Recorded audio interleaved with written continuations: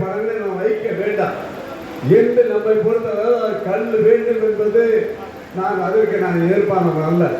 ஆனால் மாநில சங்கத்தை ஆரம்பித்த புத்தகம் எல்லோரும் என்னவென்றால், அன்று நம் சமுதாயத்தை சேர்ந்தவர்கள் மரம் ஏறுபவர்கள் நீ மரம் ஏறாது, உன் பிள்ளையை படிக்கவை, உனக்கு நான் 50 ரூபாய் தருகிறேன். நான் சொல்வதற்கு 1918 20 ஆண்டு காலங்கள் முன்னால் 1010 நான் உனக்கு தருகிறேன். அதை வைத்து நீ மளிகளை வைத்துக்கொள், அதை வைத்து பிழைத்துக்கொள், அதை வைத்து உங்கள் பிள்ளையை படிக்கவை என்றுதான் அங்கு ஆரம்பித்தார்கள் ஒழிய, நானால் மாநில சங்கமோ தசோடா சங்கமோ நீ கல்லை இறக்கிக் கொள், பதநீர் இறக்கிக் கொள், நீ குடிகாரனா என்று சொல்லவே இல்லை. இதை பொறுத்தளவிலே, அதாவது சொன்னால் 1971ஆம் ஆண்டு கலைஞர் அவர்கள்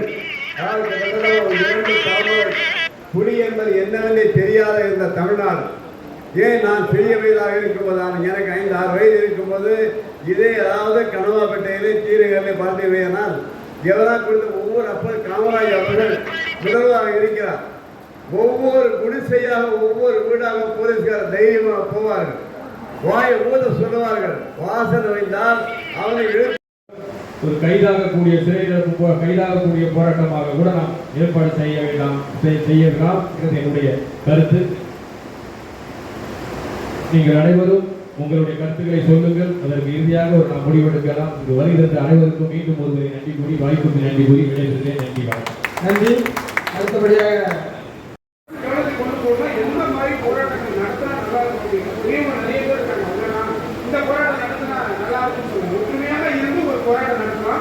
அந்த போராட்டம் தமிழக அரசுடைய காலத்துக்கு எட்டணும். அது மாதிரி ஒரு போராட்டத்தை நடத்துமாறு எனக்கு அருமையாக வாய்ப்பு கொடுத்த அனைவருக்கும் என் மனமார்ந்த நன்றியை தெரிவித்து, அடுத்தபடியாக தமிழ் முதல்ல ஒரு ப்ரெஸ் மீட் போடலாம். ப்ரெஸ் மீட் போடனா டிவியில் ஒரு வெளியில் அதனால் ஒரு ப்ரெஸ் மீட் போடலாம். அதுக்கப்புறம் முதலமைச்சரை பார்க்கலாம். அதுக்கு அடுத்தது கண்டிப்பாக உண்ணாவிரதம் வள்ளுவர் படத்தில் தான் பண்ணணும். வேறு எங்கே பண்ணாலும் இருக்குது. ஆர்ப்பாட்டம்னா கலெக்டர் ஆகும், அது சொல்லலாம். ராஜரத்ன ஸ்டேட்டில் போட்டுட்டு நம்ம பண்ணாமே இருக்கலாம்.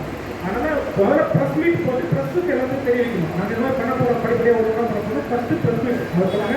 அன்றைக்கே முதலமைச்சர் பார்க்கலாம். அதுவும் அப்பாயின்மெண்ட் வாங்கிக்கலாம், ஒரு பிரச்சனை இல்லை. அதுக்கப்புறமா கண்டிப்பாக உண்ணாவிரதம் தான் இருக்கும். அது வள்ளுவர் படம் தான். வள்ளுவர் படம் கொடுக்க மாட்டாங்க. இப்போ டிவி மேடம் கொடுத்தாங்க, அவங்க நம்மளோட பெரியவங்க அவரு கொடுத்துருக்காங்க. நம்மளும் கண்டிப்பாக கொடுப்பாங்க. முயற்சி செய்யணும். முயற்சி செய்யணும்னா ராஜேந்திர ஏற்றது அதனால நம்மளுக்கு பத்தாது. வள்ளுவர் படம் தான் நம்மளுக்கு பத்தாங்க. கண்டிப்பாக வள்ளுவர் அதுக்காக போராடும். வள்ளுவர் படம் இருக்காங்க போட்டு ஒரு நாள் ஃபுல்லாக எல்லா தலைவரும் பேசி நம்ம கரெக்டாக முடிவெடுப்போம். கண்டிப்பாக கல்வி திறக்கிறதுக்கு வர போராடுறதுக்கே தினமும் போராடணும். ஃபோனில் தான் கூப்பிட்டாங்க. இன்னைக்கு நம்ம இத்தனை பேர் வந்திருக்கோம். என்னோட பெரியவங்க வந்திருக்கீங்க, அண்ணா ஜனாடி அண்ணா வந்திருக்காங்க, எல்லாரும் வந்திருக்கோம். யாவரசு வந்திருக்காங்க, அண்ணா வந்திருக்காங்க, ஏடிஎஸ் மாதிரி அண்ணா வந்திருக்காங்க, ஒரு மண்டபத்தையே ஒருத்தர் கொடுத்துருக்காப்புல, தொழிலெல்லாம் எல்லாம் வந்திருக்காங்க. அப்போ இவ்வளவு பேர் கூடி பேசி ஆண்டி மடக்கட்டின கதையா ஆயிடக்கூடாது. நல்லா புரிஞ்சுங்க. அதுக்கு ஒரு தீர்வு கிடைக்கும். இல்ல உண்மையிலேயே நிறைய விஷயங்கள் நிறைய ஒண்ணுமே இல்லை. நாடாளுமன்ற 15% இடஒதுக்கீடு வேண்டும் சொல்லி ஒரு போராட்டத்தை ஆரம்பிச்சோம். இன்னைக்கு அது எந்த நிலைமையில இருக்கு? அதுக்கு அடுத்த கட்ட முயற்சி இருக்குல்ல, அது அடுத்த விஷயத்துக்கு தாவரம். பிரச்சனைகள் நம்ம வந்துகிட்டே இருக்க நம்ம தாவரம். அப்போ அதை ஒரு கண்டினியூட்டியா எடுத்துட்டு போயிட்டு அது ஒரு முடிவோ ஒரு முற்றுப்புள்ளியோ நம்ம கிடைச்சா மட்டும்தான் அப்போ அதை கலந்துக்கிறவங்களுக்கு ஒரு குப்பையாக தான் இருக்கும். அடுத்த முறை வரணுன்ற ஆசை இருக்கும். அதை விட்டு இன்னைக்கு ஒரு மீட்டிங் போட்டோம், இன்னைக்கு எல்லாருக்கும் தெரியுற மாதிரி பேப்பர்ல நாளைக்கு யூஸ் ஆச்சு, 2 செய்தித்தாளில் வந்துச்சு அப்படிங்கிற எதிர்ப்பாவே போயிடக்கூடாது. இதை எந்த அளவுக்கு நம்மளால சாத்தியப்படுத்த முடியும்? இன்னைக்கு அவங்க பேச சாவுற அளவுக்கு போராட தேவையில்லை. உயிரோட இருந்தால் கிடைக்கும். உயிரோட இருந்து போராடி பெற முடியாத வெற்றி எப்படி வெற்றி ஆயிடும்?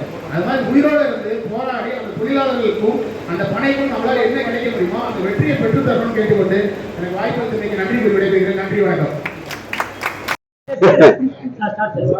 இன்னைக்கு அதாவது கள்ளக்குறிச்சியில கிட்டத்தட்ட ஒரு 65 பேர் விஷச்சாராயம் குடித்த காரணத்தால் மரணம் அடைந்தவங்க எல்லாரும் அறிந்தவங்க. விஷச்சாராயம் குடித்தனால் இருந்திருக்க காரணம் ஏன் விஷச்சாராயம் குடிச்சாங்க? விஷயம் தெரிஞ்சு குடிக்கிற விலை குறைவு என்கிற காரணத்தினால் அவர்கள் அதை குடிச்சிருக்காங்க, அதனால மரணம் அடைந்திருக்காங்க. இப்ப இன்னைக்கு உயர்நீதிமன்ற நீதிபதியே ஏன் கல்லை விற்க கூடாது என்ற ஒரு கேள்வி எழுப்பியிருக்கிறார். ஆகையினால் அவருக்கு என்ன, அவர் எல்லாரும் குடிக்க வேண்டும் என்ன இல்லை, சாராய் வரக்கூடாது, விஷச்சாராயம் விற்க கூடாது, மிகவும் மலிவான இந்த கல்லை குடித்தால் நிச்சயமாக இறக்க மாட்டார்கள் என்கிறார். எங்களை பொறுத்தவரை அது மட்டும் காரணம் இல்லை. இன்று மரங்கள் வெட்டப்பட்டு வருகிற தென்னை மரம் வெட்டவர்கள் விலை கிடைக்கவில்லை தென்னைக்கு அப்படிங்கிற காரணத்தினால், அதே போன்று பனை மரங்கள் வெட்டப்பட்டு அழிக்கப்பட்டு வருகிற சூளைக்கு தான் செல்கிறது. ஆனால் இது நம்முடைய தமிழகத்தினுடைய அரசாங்கம் சின்னமாக இருக்கிறது. ஆகையால் பனை மரம் அழிக்கப்படக்கூடாது. விவசாயி அதனால் பிழைக்க வேண்டும். அதை எதற்கு நம்பி இருக்க தொழிலாளி பலனடைய வேண்டும் என்ற ஒரே காரணத்திற்காக தான் இது ஒட்டுமொத்த தமிழ் மக்களுக்காக இது சமுதாயத்துக்கு அல்ல, ஒட்டுமொத்த தமிழ் மக்கள் நன்மைக்காக இந்த போராட்டத்தை எடுத்திருக்கிறோம். லைக் பண்ணுங்க, ஷேர் பண்ணுங்க, சப்ஸ்கிரைப் பண்ணுங்க.